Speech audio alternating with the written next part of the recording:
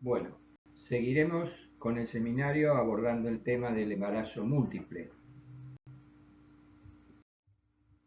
Fundamentalmente vamos a ver el embarazo gemelar, que representa el universo más importante del embarazo múltiple, el cual abarca también embarazos triples, cuádruples, quíntuples, etc. Por definición, decimos que el embarazo múltiple es la presencia de más de un feto en la cavidad uterina o el desarrollo simultáneo de varios fetos. Es una definición obvia.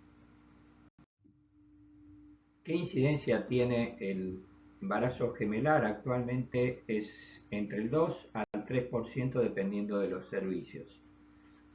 Y en una primera instancia hay dos tipos de embarazo gemelar: el monocigota y el bicigota. La gestación bicigota se caracteriza porque dos ovocitos son fertilizados por dos espermatozoides distintos.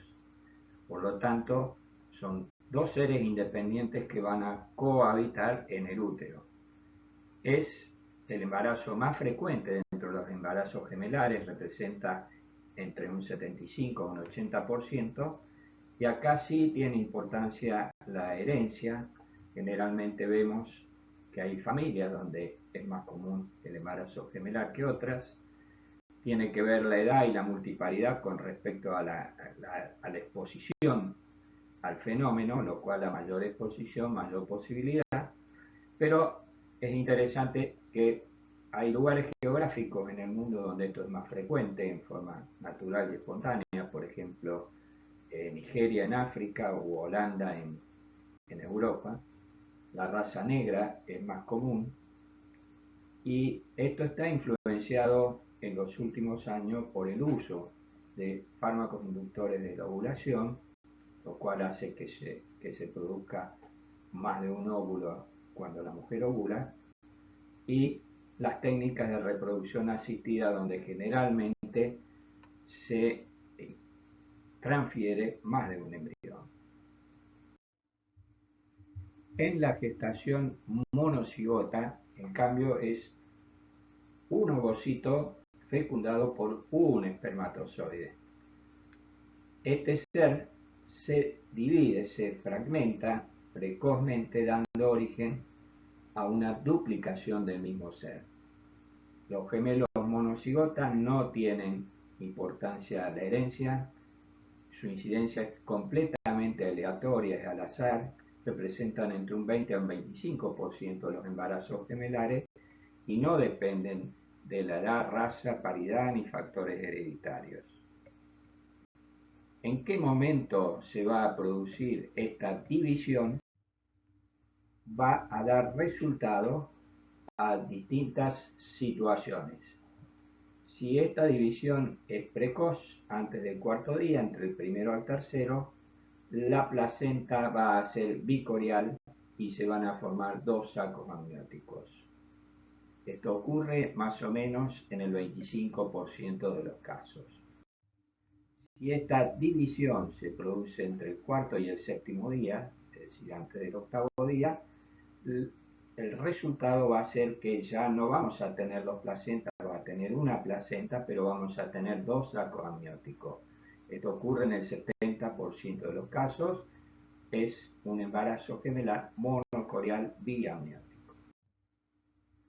Si esta división sucede más tardíamente, entre el día 8 y 13, ya no vamos a tener dos sacos amnióticos, sino solo uno, por lo tanto la gestación va a ser monocorial monoamniótica y esto ocurre en el 5% más o menos de los casos.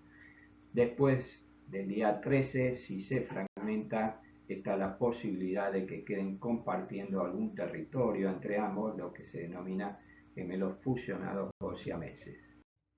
Y estos toman el nombre según el lugar donde se relacionan o comparten. Por ejemplo, cabeza, cefalopagos, tórax, tóraxopagos, etcétera, etcétera. Entonces, vemos en este gráfico muy elocuente del doctor Philippe Gentil de hace muchos años, que la gestación monocigótica, de momento en el cual se va a producir la división, vamos a tener como resultado dos embarazos independientes, dos placentas y dos sacos amnióticos hasta el cuarto día. Entre el cuarto al octavo, una placenta y dos sacos amnióticos. Entre el día octavo y 13 ya vamos a tener una placenta y un saco amniótico, y más allá del día 13 la posibilidad de siameses.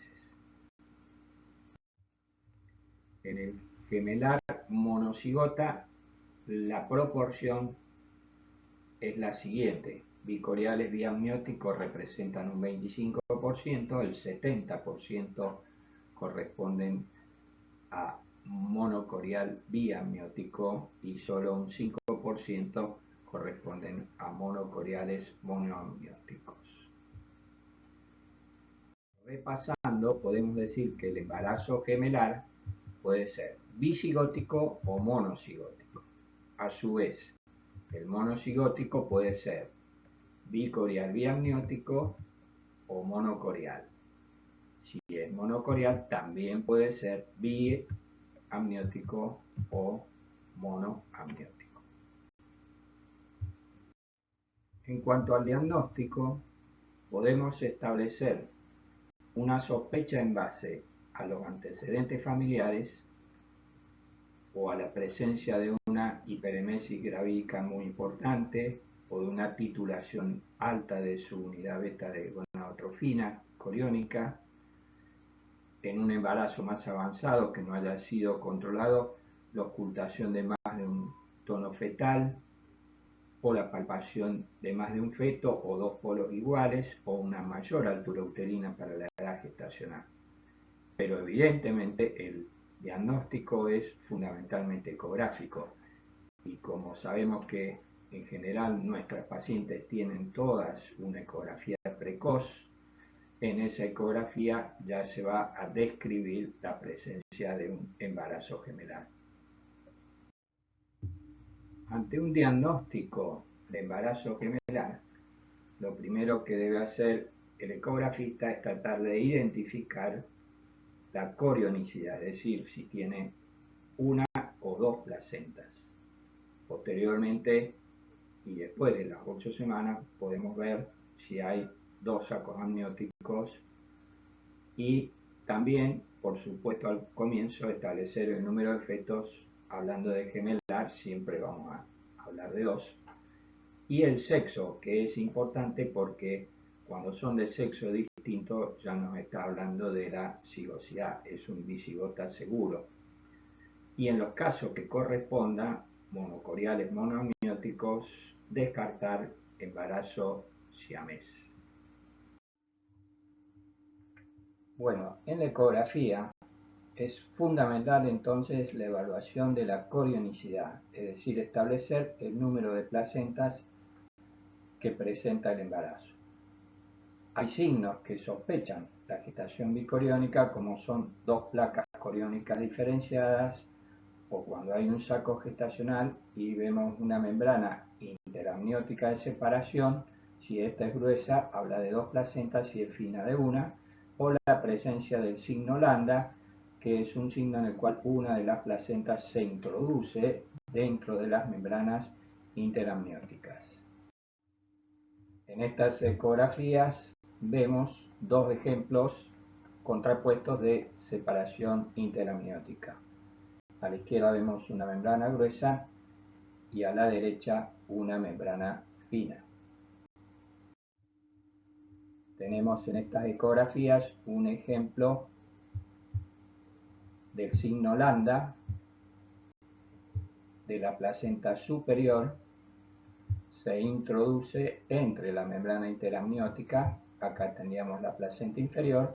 Esto es signo de bicoriales. En la ecografía B vemos que la membrana interamniótica cae a pique sobre la placenta. Esto generalmente se presenta en los monocoriales.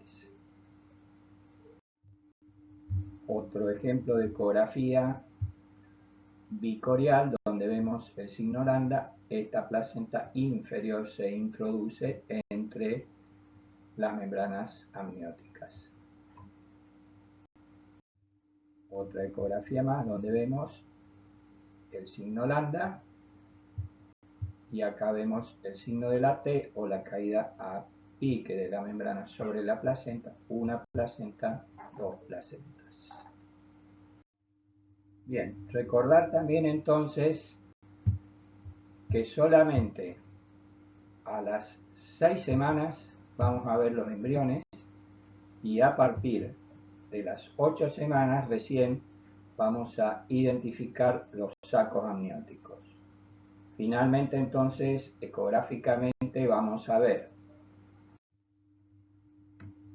bicorial, biamniótico, claramente las dos placentas, el signo lambda y cada saco amniótico, los dos embriones. Vemos en esta imagen monocorial biamniótico, vemos una sola placenta señalada con la flecha y se ven claramente los dos sacos amnióticos con sus respectivos embriones. Y monocorial monoamniótico, donde vemos una sola placenta y vemos claramente un saco amniótico que contiene a los dos embriones. Una vez hecho el diagnóstico de embarazo gemelar, tenemos que explicar que este es un embarazo de alto riesgo y vemos que las complicaciones maternas que tiene pueden ser 6 veces más riesgo de internación durante el embarazo, mayor riesgo de hipertensión inducida por el embarazo, si tiene preeclampsia, que también está aumentada en su frecuencia, mayor posibilidad de tener un síndrome HELLP, la posibilidad de que tenga un trabajo de parto prematuro o ruptura prematura de membrana, desprendimiento de placenta. No olvidar nunca que es importantísimo porque esto puede a veces ocasionar muerte materna, la hemorragia puerperal por inercia. Otras complicaciones que también son frecuentes en los embarazos gemelares es la colestasis, el polidramnios, la infección urinaria, la anemia, la diabetes gestacional, etc. Son todas dependientes algunas de la sobrecarga que origina en la paciente el embarazo gemelar. Recuerden siempre que el útero está diseñado para albergar un solo feto. Tiene implicancias perinatales también muy importantes. Señala Schwartz que las dos que nunca debemos olvidar es que siempre va a nacer antes que los embarazos simples, en tiempo de edad gestacional, es decir, vamos a tener prematuridad, pero también vamos a tener recién nacidos con menor peso que en los embarazos únicos. Por lo tanto, fíjense que contribuyen a un 13% de los nacimientos pretérminos los gemelares y un 15% de los prematuros extremos. Y en el bajo peso contribuyen en un 21% a los recién nacidos de bajo peso, pero un 25% de todos los que pesen menos de 1.500 gramos van a provenir de embarazos gemelares. El riesgo de fallecimiento antes del año de vida es 7 veces mayor para los gemelos y 20 veces mayor para los trillizos. Por lo tanto, estamos ante un embarazo de alto riesgo. La morbimortalidad perinatal, sin embargo, no es igual para todos los embarazos gemelares. Fíjense que los bicoriales biamnióticos van a tener un 10% de morbimortalidad, los monocoriales biamnióticos un 25% y los monocoriales monoamnióticos un 50%. Las anomalías congénitas son 2 veces más frecuentes en los monocigóticos que en los bicigóticos y la restricción de crecimiento selectiva que puede aparecer tanto en monocoriales como en bicoriales y que tiene que ver con el territorio placentario que va a irrigar a cada feto, se descarta generalmente cuando la circunferencia abdominal tiene una diferencia menor del 20%. Y otra complicación perinatal muy importante es cuando se producen shunts vasculares entre ambos fetos. Y esto, el síndrome más conocido y más grave es el síndrome de transfusión gemelo-gemelo, el acrónimo en inglés STTT. ¿Qué otros factores se asocian para que el resultado perinatal sea tan malo? Recordar siempre que prematuro y bajo peso no pueden ser olvidados, pero hemos visto que puede asociarse al embarazo gemelar la preeclampsia, ruptura prematura de membrana, polidramnios. También pueden complicar al embarazo la muerte intrauterina de uno de los gemelos, la presencia de placenta previa o la discordancia en el crecimiento fetal. Con respecto a la vía del parto, lo vamos a ver al final, pero ha sido un tema siempre de mucha discusión obstétrica. En esta diapositiva de Medicina Fetal Barcelona puede observarse las principales complicaciones de la gestación monocorial. Podemos ver que cuando el territorio placentario no es equivalente y uno predomina sobre otro, vamos a tener como resultado una restricción de crecimiento intrauterino selectivo. Vemos acá la torta placentaria como no se distribuye equitativamente entre ambos gemelos. Si hay comunicaciones vasculares entre ambos territorios placentarios y hay un desequilibrio de las presiones que maneja cada feto, se va a producir una transferencia de sangre de uno hacia otro.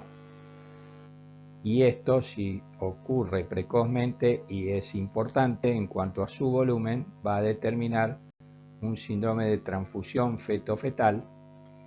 Y si esto acontece más tardíamente y es de menor volumen el intercambio sanguíneo, vamos a tener un síndrome de anemia policitemia.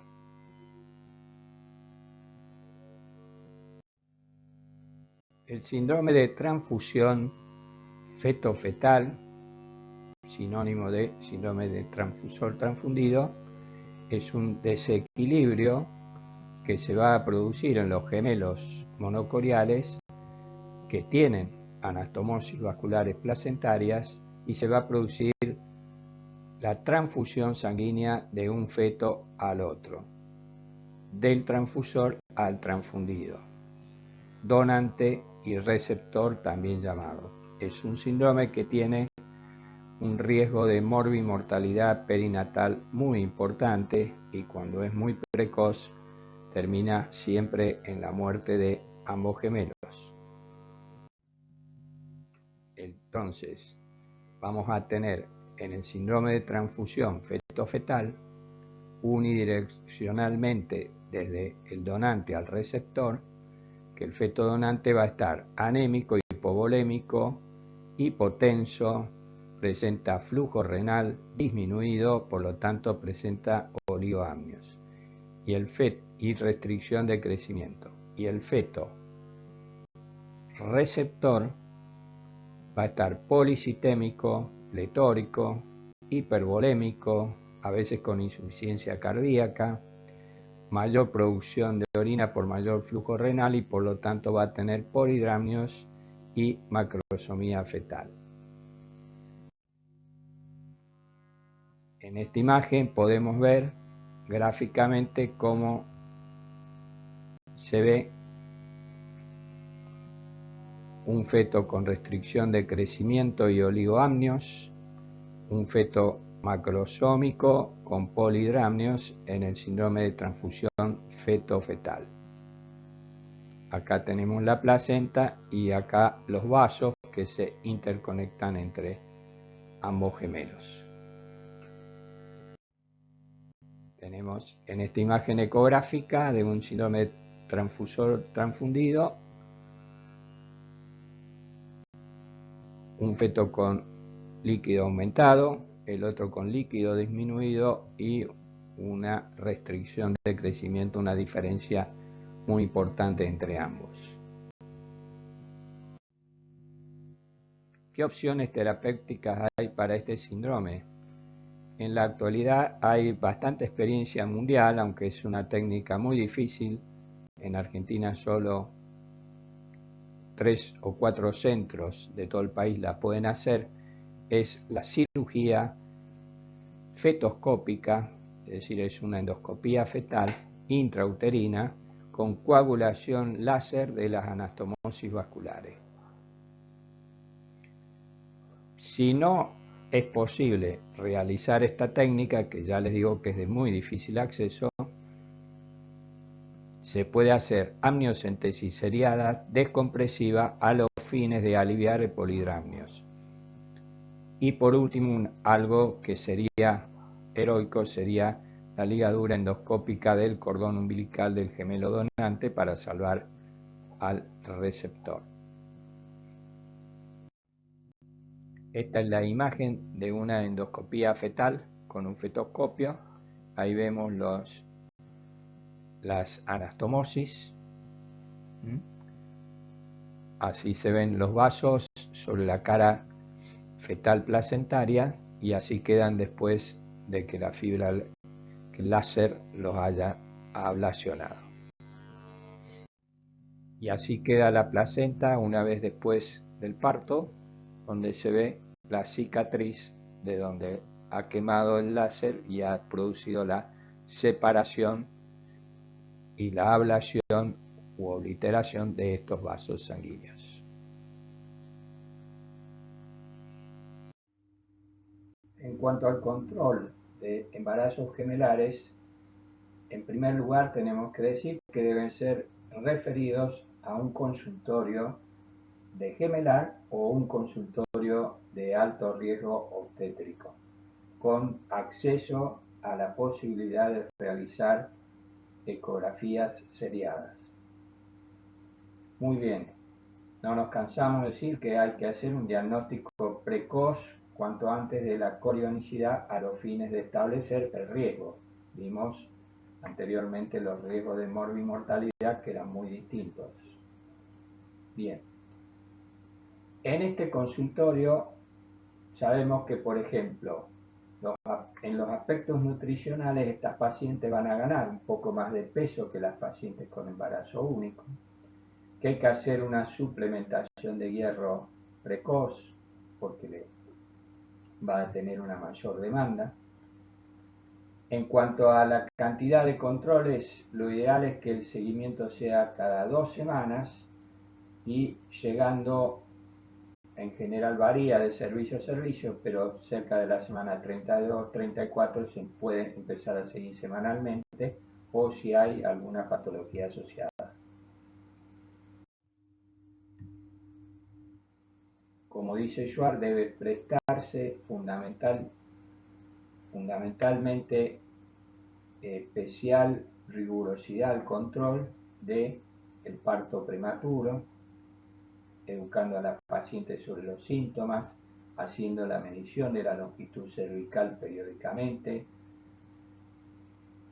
controlar ecográficamente por biometría el crecimiento fetal. Acá no se pueden usar los métodos que se usan en una gestación única como ser la altura uterina. Se hacen todas las pacientes en todos los controles, pero tener presente que pueden tener mayor frecuencia de preeclampsia, riesgo de RPM, y no olvidar nunca que están los riesgos hemorrágicos por atonía uterina, por la sobredistensión del útero que va a producir el embarazo gemelar una vez que se haga el nacimiento, parto parto o cesárea, que esta paciente va a estar en riesgo de una atonía uterina. En cuanto al reposo o el estilo de vida, no está indicado la hospitalización ni el reposo en cama en la casa, porque esto no mejora sustancialmente y puede por ahí complicar el reposo en cama prolongado por el éxtasis venoso que produce y puede favorecer la trombosis venosa. Pero sí, el reposo laboral, el reposo domiciliario parecen mejorar el resultado perinatal. Hay que evitar a nivel laboral el estar de pie más de 3 horas sin tener posibilidades de descanso, no cargar pesos, por lo tanto la actividad física debe disminuirse. Es importante, dentro de lo que se pueda, limitar el estrés. En cuanto a la prevención del parto pretérmino, acordarse que para el control cervical utilizamos el seguimiento ecográfico. Se puede hacer por vía transvaginal después de la semana 20, la medición de la longitud cervical, y esto puede repetirse si uno lo requiere por el cuadro clínico.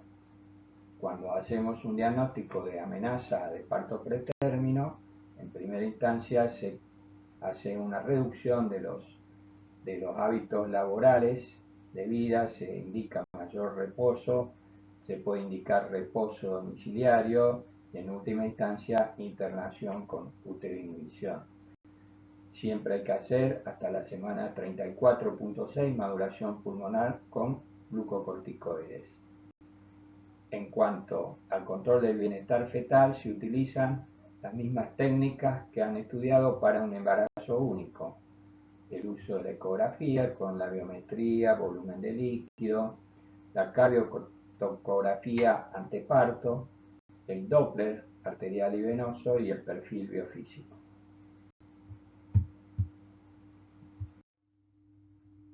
Vimos que el embarazo monocorial es el embarazo